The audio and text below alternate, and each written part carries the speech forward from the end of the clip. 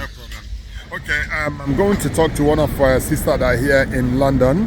I met here in London. We have some issues in Nigeria going on everywhere in African prisons. So, in the course of my evangelism here in Woolwich, I met this wonderful lady. So I need to ask her some few questions. So every one of you listen carefully so we can learn from it. Yeah.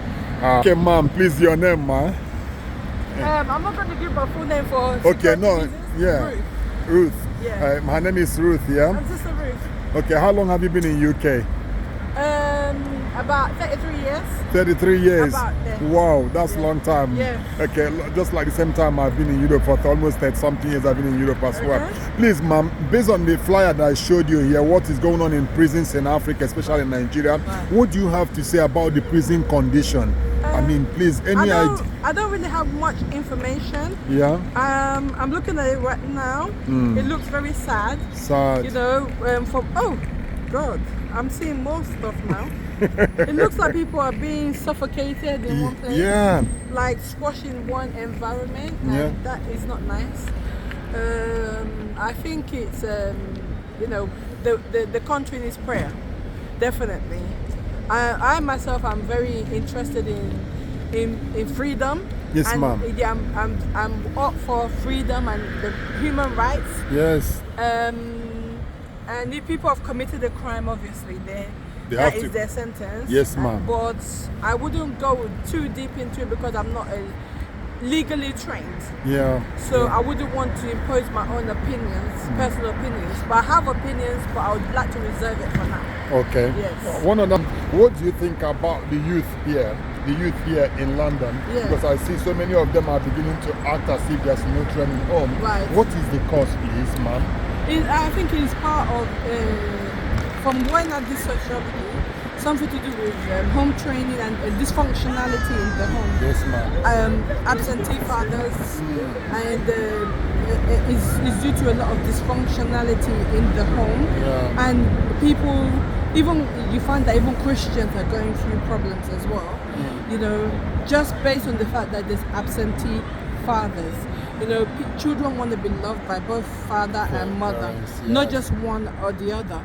So, you know, it affects children psychologically, and I think it's something to do with overpopulation as well. Wow. You know, that is partly, you know, influencing crime rate, the increase of crime rate. People don't have money, you know, and, you know, the people don't have access to certain things and privileges, and it affects them, and they think, let's go and commit crime, let's go and kill each other.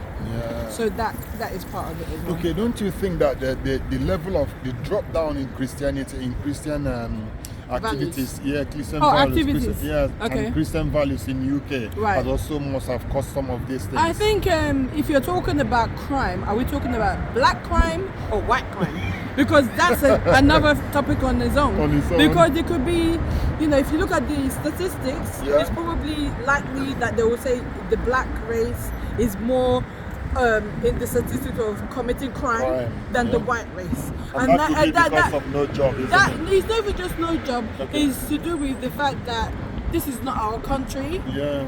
That, you know, when you go to Nigeria, it's another problem on its own. But the fact that we are foreigners in this country as well, that contributes to crime.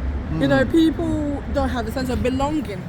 Do you know what I mean? So that as well affects people, the way they think. The way they react.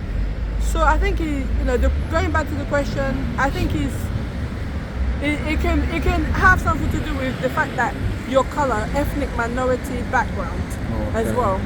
You know, being, you know, like an outcast, if you like, in the community, it makes you want to do things that you shouldn't be doing as well. That too. I also noticed that the challenges people are having here, the weather too, and then the police disturbances is causing people not to go out to evangelize. How do you work that out? Yeah, the evangelism part, that too. Because I've been on the street now for some time. This country is a very conservative country. Yes, ma'am. You know, they've got everything at their disposal. Like in Africa, people are suffering, so they're seeking for God. You know, here everything's at their disposal. We look after ourselves. We're self-contained. We don't need God. We don't need God. You know, people don't even preach about hell anymore in the church. I think And then I will add this to you. There's room and parlor waiting for them in hell. When they finish enjoying this world. Thank That's you so what much. I'm going to say. Thank you so much, Yeah, Mom. people need to be, we need to get back on track and don't let the devil, get in our way. He says in Matthew chapter 16, verse 18, upon this rock I shall build my church, and the gates of hell shall not prevail against it. Thank you. So we need to stand for that mandate Wow. and not let the devil tell Wow. us what we should be doing. Do you know what I mean? I'm so glad I find Yeah. friend in you today. Please, my number is at the flyer. Okay. Give me a shout later Okay. so we can build up a strong team in London. We're gonna Definitely. go out and evangelize. Yeah, I we would like can to know more about your Please, company and what you call do. me later so we can talk, Yeah, yeah? yeah. I'm heading up now to continue my evangelism. I Okay, know it's very sure. good. My Yeah. fingers are freezing. Yeah, I can see you're wearing gloves as well. Yeah. See, I didn't wear anything. Talk to you later, man. Okay. God bless you, man. Okay. Thank you. Bye-bye.